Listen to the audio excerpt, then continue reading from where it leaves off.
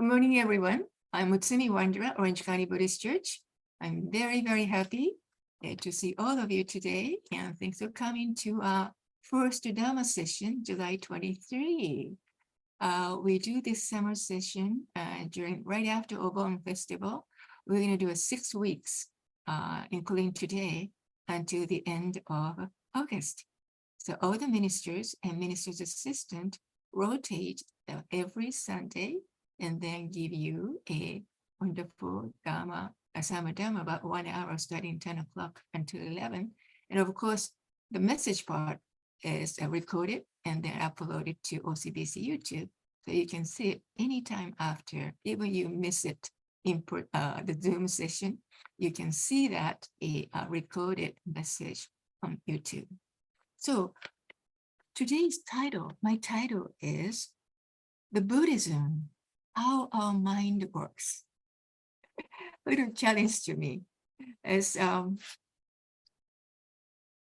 since I was a child, I was very curious how the human mind or human memory or conscious works. I was very interested in. So now we are talking about neuroscience, science, something like that. But this session talks about how our mind works in Buddhist thought. And then it will take you to this kind of amazing theory established about 2,000 years ago. Can you believe it? Which have already affected the many Western psychologists. So let me keep talking about. The title is How Our Mind Works. I like this image. You see that I say greed, hatred, delusion. We all are humans, right? We are emotional animals and creatures.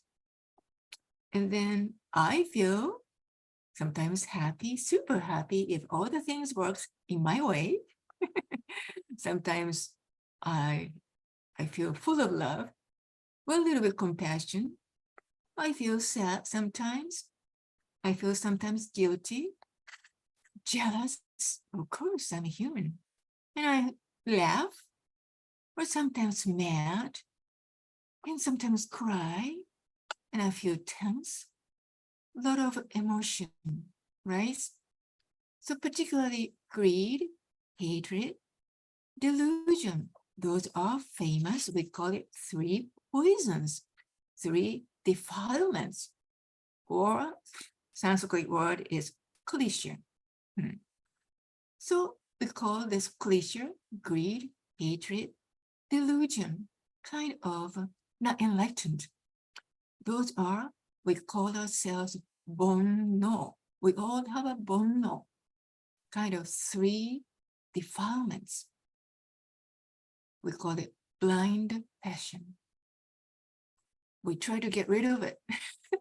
Some of the Buddhist school, we meditate and we practice special way so we can get rid of all that 3 poisons somehow, defilements. We have to clean our mind, we clean our body, consciousness. That's another way, on the way to the enlightenment. But how about we are Jodo Shinshu Buddhism? We accept our human nature. We accept the way we are. I am, the way I live. I try, sometimes little effort to clean up my mind, all the gutters. Try to get rid of greed, hatred. But it's not successful all the time, right? That's Jodo Shinshu. So I'm not professional Western psychologist, of course not. I'm just a Buddhist minister. So today I want to talk about Buddhism, how the Buddhism thinks our mind works. I think it's a very interesting topic today. So how do we perceive our consciousness? I want to talk about 6 senses and their objects. This is everybody knows how we recognize the person, how we appreciate the food, how we listen to the Dharma, right? So this is very famous six senses and their object. Six senses, each object sense, what do they capture? Object. Okay, so those are the one. One, as you see the image, eyes. We have one pair of eyes. We have eyes. I need glasses to see it these days. I need this glasses, otherwise I can't see things well. Eyes, and eyes can catch the visible objects. You are looking at me, you're looking at the screen, at your object, right? Number two, ears. We have two ears, left and right. We can hear sounds. You can hear my voice now. You can hear yourself chanting, singing, you yourself talking. You can see your partners or spouse talking to you, or your Sangha member talking to you, right? Ears, number two, that's ear. Nose, number three, nose. I smell. At the Obon festival, I smell ika, squid. It was really good smell. I smell lots of food, smell. And also when you come to the OCBC Hondo, you can smell incense as well, smell. You can close to the flowers, you can see flower smell. Everything. When you hug the dog and cats, you can smell animal smell, right? Smell. Number four, tongue, mouth, tongue. You have a taste bud. You can taste your food. You can taste teriyaki chicken. I enjoy it. I also had a beef teriyaki. That was good too. Sushi, dango dog, right? And corn. What else? Oh yeah, one time, ika, we taste all the food. Taste it. Sometimes good. Some food, maybe you may not like it, but you remember, oh, I don't like this food, right? Taste goes to your memory. Number five, body, kind of like hands. That's touching object, touching. Because you touch people, hug people, or you can touch your cat and dog, rubbing the fur, right? You can touch yourself. If you have any kind of sore place, you can touch yourself. Might help you. Touch. Touch is very important. I always touch the senior people's hands when they come to a senior lunch once a month, Monday. I'm in the office. I see them and everyone knows them. I say, thank you for coming. How are you? Konnichiwa, genki desu ka? I just touch your hands, touch their hands. Sometimes hug them. It's important. People are very comfortable to be embraced and touched. And myself also, I feel very good, right? This body touching. And then the last one is mind. Mind, that thought. Anything you think, that's mind. I think mind is here. Western people think about mind is here. But some of the Asian people think mind is here. This to me is the heart. Heart is pumping the blood. I think probably mind is here, right? So let's keep in mind, those are six senses. Those are some kind of sexual organs or conscious organs. We receive all the object. Okay, let's see, eyes, ears, nose, mouth, tongue, and body, hands, and mind. Okay. All right. So let's go into a little bit a technical area. I tried to explain briefly. Now I'm going to talk about founder of Buddhist psychologist school. For 2,000 years, there was already Buddhist psychologist school, which is called Yogacara school. Yogacara school. In other words, consciousness only. Yogacara means a consciousness only, or sometimes representation only. Representation or thought only. Whose thought? My thought. Consciousness. Whose thought? My consciousness.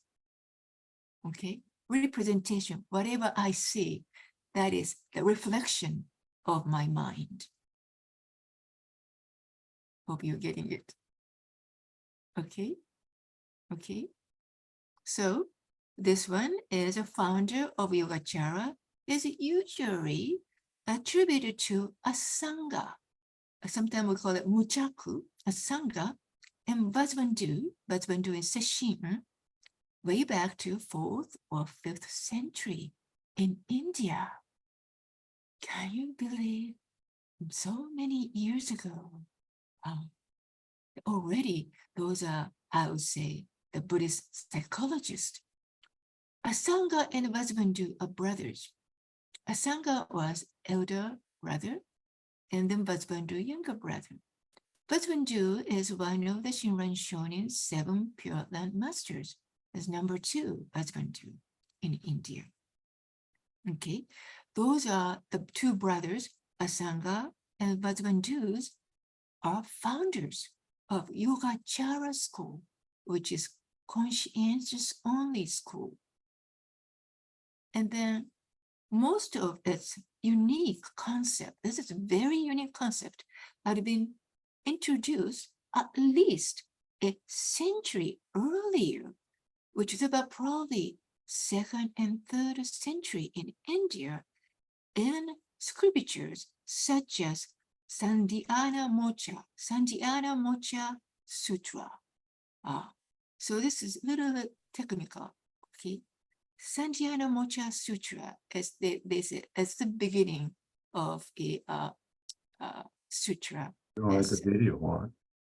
Yeah, right.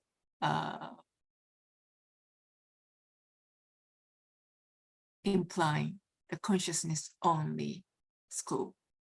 Okay, so far. So this is consciousness school, which is Yogacara school. How come you're not in the video? I am right here, but I don't want to be. Okay, Kay, can you unmute, please? Are you right? Oh, thank you very much. All right. I'm recording it. So, okay, thank you. So let's go back a little bit. Mahāyāna philosophy. This is Mahāyāna Buddhism. You know, the Buddhism is spread to Hinayana, Theravada, and Mahāyāna. And our OCBC temple is under Mahāyāna Buddhism, which is bigger vehicle. Everybody will get into a bigger ship and share the same path to superior nirvana, right? Under Mahāyāna, again, there's a lot of schools, and we are in the Pure Land school. Pure Land is worship to Amida Buddha. Okay, in Mahāyāna Buddhism, there are 2 very important philosophies. One is, I'm talking about Yogacara, consciousness only school, which is established by Asanga and then Vasubandhu. Other philosophy, as you may know, is Pratyeka Samutpada, is Nagarjuna's emptiness, or Shunyata, or middle way school. Okay, those are the 2. I'm not talking about Nagarjuna today. I'm just talking about Asanga and Vasubandhu's Yogacara school. Okay, so Yogacara school started with, as I said, Asanga 395 to 470 Common Era. Now 2023. So easily is, was it 1600 years ago in India? And his younger brother and Vasubandhu was born 400, 480 Common Era. And this school is called, as I said, consciousness only, representation only, or thought only. What it means, whatever you see front, that's your reflection of your memory. Do you understand? Yeah. So if you see someone in front, you met that person before maybe, and all the memory comes up. The memory tells you, yeah, that person, I met this person about a few weeks ago. He talked to me this before, all the memories comes up. So what you are saying, say Mr. A, that's your reflection. You may not looking the Mr. A, real Mr. A. Mr. A exists in front of you, no matter what you think. But you sort of have an image already, a pre-notion already. Well, might be a little bit biased. That's the consciousness only. Okay? And then everything we receive is a result working of 8 kinds of consciousness. I'm not talking about 8 layers of consciousness later. Okay? And then what we perceive is merely representation, which is a reflection in my mind or in your mind. That's the Yogacara thought. And the absence of duality. Duality means between perceiving object and then perceived object. The real object as it is, but however, you have an image bias coming from your memory. So it doesn't match. Are you getting it? Am I confusing you? Okay. So saying that, this is Yogacara school, source and writers. Idea of Yogacara school are probably first adumbrated in the early strata of Yogacara Bhumi Shastra. You can forget those things. And then attributed to Asanga. So Asanga wrote a kind of treatise, like how to read this Bhumi Shastra Sutra. Okay. And then, but with the idea predating him, as I said, as is also rooted in that previously I mentioned about this Sandhyama Mocha Sutra. It's maybe 2nd and 3rd century before Asanga, and then Vasubandhu. And then Vasubandhu's most important works are, those are 30 verses and also 20 verses. Those are the Karika. He wrote a 20 verses, 20 lines of how the mind works. And then also 30 verses of Karika is how human mind works. Those are very brief information about a Yogacara and Yogacara thought, and then about the founder of Asanga and Vasubandhu. Now, we go back to this sense. I talked about 6 senses, you remember? Those are the 6 senses. Eyes, ears, nose, mouth, tongue, and body, and mind. Those are the 6 senses, right? Right? So, based on that, I will share my experience when I was a child. You see this? What is those? This is green grapes. When I go to the grocery store, I see a lot of grapes these days, like red grapes, green grapes. But somehow I don't buy green grapes. I always buy the red grapes because when I was a child, I had green grapes. That was so sour. So sour. I remember that. So at that time, I saw the green grapes with my eyes. Probably I smelled, right? I tasted.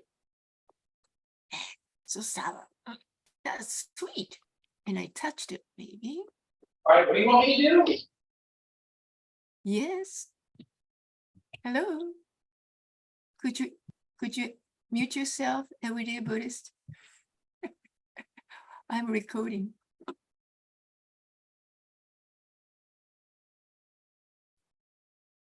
Okay. So I tasted sour grape. So I saw it, I smelled it, I tasted it. And I didn't like it at all when I was 5 years old. I still remember the sceneries. I was sitting in some kind of dining room in, Oba-chan, grandma's house. And grandma said, "This is nice grapes. Have some to me." I said, "I got it." Oh, so sweet. I mean, not sweet. This is bitter. So sour. That's my experience. All the six senses go into the memories. And then telling me, every time I see the green grapes in a store, grocery store, my memory tell me, hey, this is a sour grape. Don't buy it. I'm not going to buy it. Even store people, this is very sweet. I don't buy it. That's how our consciousness works. All the experience going through my eyes and ears and nose and tongue, or the touch, and then my memory mind, everything will be stored in a storage room. And then that storage room, there's a lot of memory seeds. My grape memory seeds, or another seeds, tons of seeds in there. And when I encounter something, the seeds comes out from the storage room and tell me, hey, watch out. You had a sour grape before. You better not buy it. Right? That's how human mind works. So, we're saying that this is a little bit interesting. How human conscious works. Number one, I said sight, eyes. Number two, hearing, touch, hand, smell, nose, and taste. Five is tongue and mouth. Those are everything. All that those are the kind of receiving all the object, and everything goes to the sixth layer, which is mental conscious or thought. That's the mind level. And then this mind level go to seventh layer, which is manas. Manas, that's the seventh layer, which is kind of myself create by deluded awareness, sometimes ego or self-attachment, seventh layer. But sometimes seventh layer goes to the eighth layer, which is araya vijnaya, which is a store consciousness memory.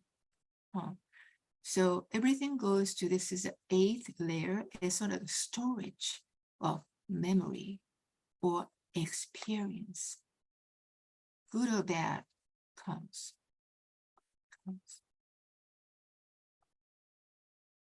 That's how it goes. That's how Asanga and Vajrabandhu thought about how the human being works. The Shinran Shonin, I'm sure he knew this mechanism, I think. He said eighth. is very important. There is the word goshiki. It's only time it appeared in the practice volume of practice in Kyogyo Shinshu. He said, goshiki is a place where the Shinjin goes. Mind of Shinjin goes to the 8th layer. Very unique, right? So that's how Shinran Shonin really appreciate Yogacara, in other words, Yushiki, consciousness only. He learned from Vasubandhu, and through that, Tanluan's lens, right? Anything Shinran Shonin quotes, of course, he quotes partly the Vasubandhu's writing, but however, he quotes a lot of writings from Tanluan treatise of Vasubandhu's treatise. So he learned, Shinran Shonin got really, really influenced by Tanluan's thought based on the Vasubandhu. Okay, so this is the last PowerPoint. Human 4 afflictions, ego. Everybody has an ego, egoistic. 7th consciousness minor is based on the following: self-delusion, which is I don't know who I am. Self-view, I exist here and now. Self-conceit, I'm superior or inferior to others, like a comparing. Self-love, I love myself. This is sort of 7th manas layer. And then last one, alaya vijnaya, is 8th consciousness, is a alaya, 8 is the storage. Conscious contains all the impression of previous experience, which is perfuming. Like a ham is perfumed and become a bacon, or salmon got perfume, and then baked salmon, perfume, experience, which form the seed, bija. We call it bija, seed of future karmic action. Isn't it interesting? So in the 8th alaya vijnaya, that's the kind of storage house. It has a lot of bija, seeds, that really affect to our future, our action or speaking or thinking. That will become my karma. Okay, so I talked about today and how our mind works. How the mind works. I thought it's this kind of interesting, particularly a lot of Western psychologists started looking into this Yogacara consciousness only thought, which is amazingly established about 16 or 100 years ago. And it's amazingly Vasubandhu and the Sangha established Yogacara school, and then talked about how the human mind works. Okay, so for saying that, well, thank you very much for listening to my talk today. And then to end my talk, please join me Gassho, please. Namo Amida Butsu, Namo Amida Butsu, Namo Amida Butsu, Namo Amida Butsu.